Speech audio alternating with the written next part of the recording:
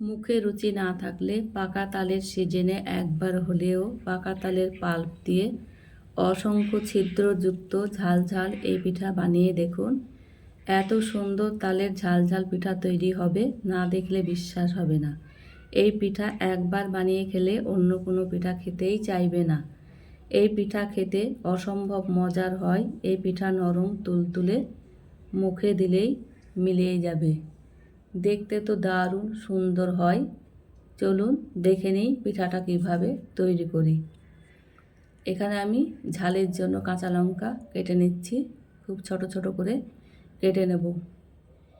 ভিডিওর কোনো অংশ যদি আপনাদের ভালো লেগে থাকে বন্ধুদের সঙ্গে বেশি বেশি শেয়ার করে দেবেন। এখানে একটা পেঁয়াজ কেটে নিচ্ছি কুচি কুচি করে।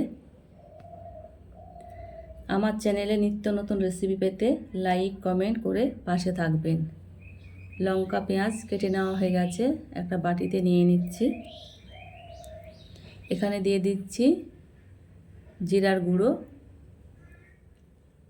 হলুদের গুঁড়ো, লবণ, লঙ্কার সঙ্গে পেঁয়াজ ভালোভাবে মেখে নিচ্ছি।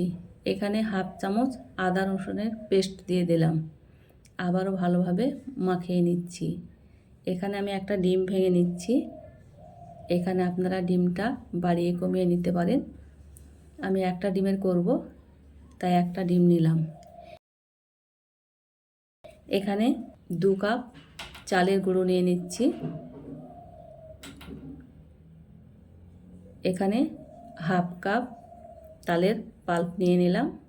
সব কিছু একসঙ্গে মিশিয়ে নিচ্ছি। মিশিয়ে নেওয়া হয়ে গেছে। অল্প অল্প জল দিয়ে একটা পাতলা ব্যাটার তৈরি করে নেব। যতটুকু সম্ভব একদম পাতলা করে নিতে হবে, একদম মোটা করা যাবে না। পাতলা করে নিয়েছি। গ্যাস জ্বালিয়ে ফ্রাই প্যান চাপিয়ে ফ্রাই প্যানে তেল ব্রাশ করে নিলাম হালকা করে। এবার যে পিঠার গোলা তৈরি করে রেখেছিলাম ফ্রাই প্যানে দিয়ে ভেজে নেব। ভাজার জন্য খুব বেশি সময় লাগে না, ঝটপট বানানো হয়ে যায়। দেখুন কত সুন্দর হয়েছে। একটা তুলে নিলাম, আবারও একটা দিয়ে আপনাদের দেখিয়ে দিচ্ছি। তেল ব্রাশ করে দিচ্ছি, আবারও দিয়ে দিলাম। দেখুন কতটা জালিদার হয়ে যাচ্ছে। এইভাবে নড়িয়ে চারিপাশে দিয়ে দিলাম। দেখুন অসংখ্য ছিদ্র, কতটা পাতলা হয়েছে, দেখেই খেতে ইচ্ছে করবে। দেখুন দেখতে কত সুন্দর লাগছে। আমি এইভাবে সব পিঠাগুলাই বানিয়ে নিয়েছি। তালের বিভিন্ন ধরনের মিষ্টি খাবার তো খেয়ে থাকি, মাঝে মাঝে ঝাল পিঠা বানিয়ে খেলে দারুণ লাগবে। হাতে সময় কম থাকলে ঝাল ঝাল তালের পিঠা বানিয়ে দেখতে পারেন। যাকে বানিয়ে খাওয়াবেন সে আপনার প্রশংসা করবে। ছোটদের জন্য এই পিঠা বানালে ওরা খুশি মনে খেয়ে ফেলবে। তখন ঝালের পরিমাণটা কমিয়ে দিতে হবে। দেখুন কত সুন্দর হয়েছে। আমরা মাঝে মাঝে এইভাবে তালের সিজনে খেতে পারি। দেখুন কতটা নরম ও তুলতুলে হয়েছে।